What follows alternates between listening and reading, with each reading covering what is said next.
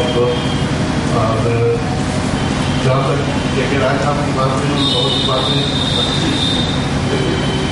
एक छोटा सा एक्सपीरियंस 2-3 दिन पहले जो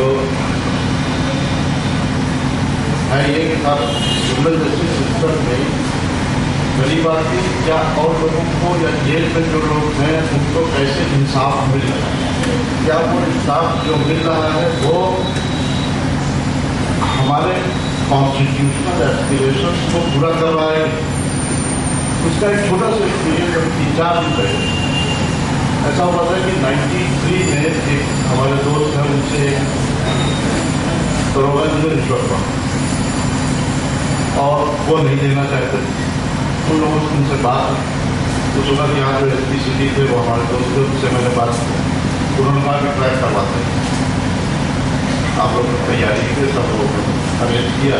पर लोग दरोगा जी गुलाम रिश्वत होटल में यही डाला, पैसा देते हुए बन किए। ये बात है 93। 2 साल बाद वो दरोगा जी रिटायर हो। अब वो ट्रायल 2013 में खुला, 20 साल में। 20 साल में जो इन्फॉर्मेंट थे जिनकी वजह से ट्रायल हुआ था वो मांगे, जो आईओ उसमें अपॉइंटेड थे उस वक्त जिन्होंने इन्वेस्टिगेशन किया था वो मांगे। 3-4 और जो ऑफिसर्स थे उस बारे को तो कहते हैं, पर उसमें गवाही देने के लिए सर्टिफिकेट विटनेस थे तो गवाही देने के लिए सम्मान आया। बनारस में करप्शन कोर्ट में गवाही देने हमारी सोशल रिस्पॉन्सिबिलिटी है। उसी चीज़ अगर एडवोकेट हम इस रिस्पॉन्सिबिलिटी को बहुत खुशी से निभाने के लिए आप पहुँच गए गवाही में। अब आप कोर्ट का अब आप हम पहुँचे, चूँकि ऑफिसर साथ में थे, उन लोगों ने बताया के वकील हैं और इनको वापस भी जाना है, जल्दी गवाही करानी, तो सब कुछ काम जल्दी जल्दी हो गया। अब ये आपसे करना चाहता हूँ कि साहब वहाँ गवाही शुरू हो गई। एंटी करप्शन कोर्ट के जज साहब की अदालत में नहीं हो, उनके गवाही उसको करवा दी। गवाही शुरू हो गई, इसमें उन्होंने लिखाना शुरू किया। फिर जान हाँ साहब नाम बताइए, ये वो नाम बता दिया। उसके बाद जब वो एडीओ साहब ने उनसे सवाल पूछा जज साहब तो आ जाएगा, तो अरे कहते साहब तो ऐसे ही काम करता है, यहाँ तो जज साहब आएंगे जब आएंगे वो काम कर रहे हैं, जब तक वो आएंगे तो फिर वो और देर होगी, आपको जाना नहीं है। जब तक हमें जाना किस जगह क्या लिखा जाएगा, कैसे लिखा जाएगा, वो जज साहब बताएंगे या उनके सामने रिकॉर्ड होगा कि ऐसे ही रिकॉर्ड होगा, कहीं भी कोई अरे कहते हैं यहाँ तो कारोबार ऐसे ही करता है। अब आप उसमें वो करेंगे तो फिर आप ही परेशान होंगे। और आप अगर चाहते हैं कि वो आ जाए तो फिर बैठिए 1 आध घंटे बैठिए। जब वो आएंगे नहीं, अभी वो जैसा मुझे आभास हुआ कि वो अभी कोर्टी में नहीं आए थे, उस वक्त 11:30 बजे मैं इलाहाबाद से चल के वहाँ पहुँच गया था और उस वक्त 11:30 बजे तक लगता है कि जज साहब ने अगर वो 12 बजे आ गए। उनसे जाकर जो भी कहा हुआ गया वो तो वो आए बड़ा नाराज, साहब आप लोग जो है क्या बयान दिखाने में और मेरी क्या जरूरत थी, आप बताने को इतना हंगामा कोई हंगामा नहीं थे। मैंने सिर्फ एक बात कही कि आपके सामने बयान लिखा जाए तो ज़्यादा है, अब बयान लिखा जाने लगा। 10-5 मिनट अभी बयान चला था, एग्जामिनेशन इंजीनियर हो रहा था। फिर जज साहब ने तो भाई वो फला केस में बहस होगी कि उनको बुलावा, वो आ गए। अब वो बहस सुन रहे हैं जज साहब, इस केस का बयान लिखा जा रहा है। उसी बीच में एक तीसरे केस में यूनिवर्सिटी को विटनेसेस आए तो उनका उसका भी बयान लिखो। एक दूसरे साइड में साहब बैठे उन्होंने उसका भी बयान लिखा। अब वो एक जज 3 काम एक साथ कर रहा है। देखिए उनकी तो जो अपनी सिचुएशन है वो ये, मेरी बात जो है वो पॉइंट ये है कि उन जज साहब का अपना जो भी एटीट्यूड रहा हो, सवाल ये है कि उन जज साहब के ऊपर बर्डन है कि नहीं उसको एंटी करप्शन कोर्ट के जज को जिनमें 20 केस में एविडेंस या जजमेंट या जो भी और केसेस, अच्छा इवन एंटी करप्शन की कोर्ट है वहाँ रेवेन्यू का केस यूज किया है तो रेवेन्यू की भी बहस सुननी पड़ी। क्योंकि हमारे साथ जो दूसरे वकील साहब थे, 2 वकील थे हम लोग, उनका लंच के बाद बयान हुआ, उस वक्त वो रेवेन्यू की एक कोर्ट बहस अभी। अब उसके ऊपर तो जितना बर्डन है, अब ऐसी सिचुएशन में हम गए थे क्योंकि उन्होंने ये बताया कि आप ये हाईकोर्ट के वकील इनको वापस जाना, इनका बयान जल्दी रिकॉर्ड कर लीजिए। और दोनों वकीलों के बयान उसी दिन हो गए, क्रॉस एग्जामिनेशन भी हो गया। अगर कोई गरीब आदमी वहाँ पे होता और वो जाके कहता कि साहब मुझको जाना है, तो क्या उसको ये फैसिलिटी मिलती? बिल्कुल नहीं मिलती मैडम। क्यों नहीं मिल रही आकर? क्यों हमको ये फैसिलिटी कोर्ट ने दी कि आप हाईकोर्ट जाए, आपका बयान कौन हो जाएगा, लेकिन जो और लोग गवाह बैठे हुए थे उन सबसे ये कहा गया कि बाद में आना, डेट ले लो, अब आज नहीं होगा।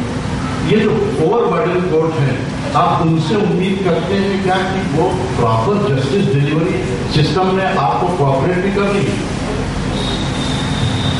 उस जज से क्या आप उम्मीद करते हैं कि वो दिन में 20 बहस इस तरह की सुने, रेवेन्यू की, एंटी करप्शन की भी एविडेंस भी सुन रहा है, उसके बाद उसने अपील भी सुनी, एक रेप के केस में अपील भी सुनी, उसमें अपील में भी उन्होंने बहस सुना, उन सब का वो जजमेंट देगा और उसके बाद आप उससे एक्सपेक्ट ये करेंगे बिल्कुल परफेक्ट एक एक लाइन लॉ की, फैक्ट की, सब कुछ वो जान के करेगा। तो ये अगर आप उसको इसके ऊपर इतना बर्डन डाल रहे हैं, इट मीन्स कि आप कहीं ना कहीं एडमिनिस्ट्रेशन हमारा पूरा जो है वो खुद उस मैकेनिज्म का पार्ट बन रहा है कि हम इस जस्टिस, क्रिमिनल जस्टिस सिस्टम को फेल करेंगे।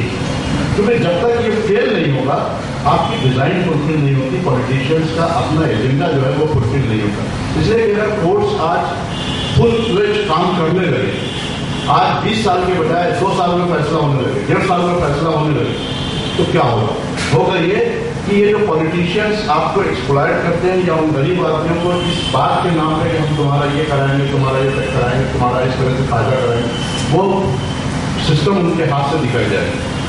सेकेंडली, हम लोग खुद इस तरफ कोई ध्यान नहीं दे रहे। हमारा पूरा क्रिमिनल जस्टिस सिस्टम जो है वो लोग कहते हैं कि फेल्योर हो रहा है, मैं कहता हूँ फेल हो चुका है, अब कुछ बचा नहीं है। वहाँ हाईकोर्ट में अपीलें 81 की चल रही है और हो सकता है हमारे जस्टिस जतन ज्ञानी श्रीवास्तव साहब बताएंगे, जब ये रिटायर हुए थे तब भी शायद 81 या 82 की ही अपीलें सुनी जा रही है। और आज 6-7 साल में तो आपको रिटायर हुए 10 साल हो गए। 10 साल पहले जब ये रिटायर हुए थे तब भी 81-82 की क्रिमिनल अपील सुनी जा रही थी हाईकोर्ट में। आज 2013 में भी तो 81-82 बहुत से बहुत एक आदत 83 की लग रही हो। ऐसी सिचुएशन में आप क्या उम्मीद क्या कर रहे हैं? आप प्रिजन रिफॉर्म्स की बात करेंगे और ये जो प्रिजन रिफॉर्म्स का पार्ट ये भी है, ऐसा नहीं है कि ये इससे अलग कोई सिस्टम है, ये उसी का पार्ट है। इसलिए जेल में जो आदमी सड़ रहा है 20 साल, उस आदमी का, जिस मुलजिम का मतलब हम गवाही देने हम लोग वहाँ बनारस गए थे, वहाँ पे वो मुलजिम की हालत उस दिन जब देखा, जिस दिन अरेस्ट हुआ था उस दिन देखा, वो जेल एंड हार्टी ऐसे बिल्कुल सीना फुलाए हुए बेहतरीन बॉडी वाला आदमी, उस दिन मैंने देखा वो डंडा करके ऐसे चल रहा बिल्कुल मरने के करीब।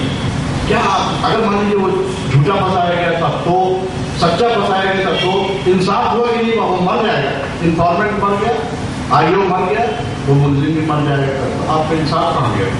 सवाल यह है कि रिश्वत लेना बुरी बात है।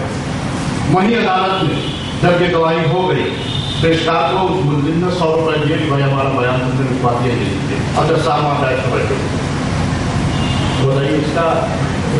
वहीं उसने हमारे सामने निकाल करके 100 रुपए पेशकार को दिया, भैया अच्छा हुआ आपने दोनों बयान करा दिए लीजिए, और उन्होंने खुशी खुशी और 10 साल बैठे। ये एक जगह के सीन नहीं है, ये आपको हर अदालत में ये सीन देखने को मिल रहा है। और अगर ऐसा हो रहा है तो कहीं ना कहीं सिर्फ सिस्टम ही रिस्पॉन्सिबल नहीं, हम भी रिस्पॉन्सिबल है, इक्वली हम लोग भी रिस्पॉन्सिबल है। हम अपनी रिस्पॉन्सिबिलिटी कहीं और शिफ्ट कर दें, किसी और को ब्लेम कर दें, ये इससे आपका सिस्टम नहीं ठीक होने वाला। सिस्टम तो तभी ठीक होगा जब आप अपनी भी रिस्पॉन्सिबिलिटी समझें और दूसरे की भी उतना ही रिस्पॉन्सिबल तभी माना जाएगा।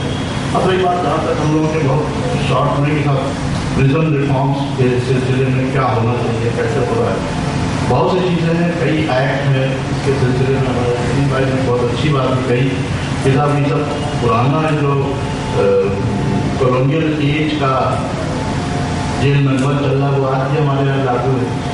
अभी लेटेस्ट 3-4 महीने पहले की बात है कि यहाँ पेपर में मैंने खबर पड़ी कि नैनी जेल में कैंसर के पेशेंट्स, 35 कैंसर के पेशेंट्स ऐसे हैं कि उनको इलाज नहीं हो रहा।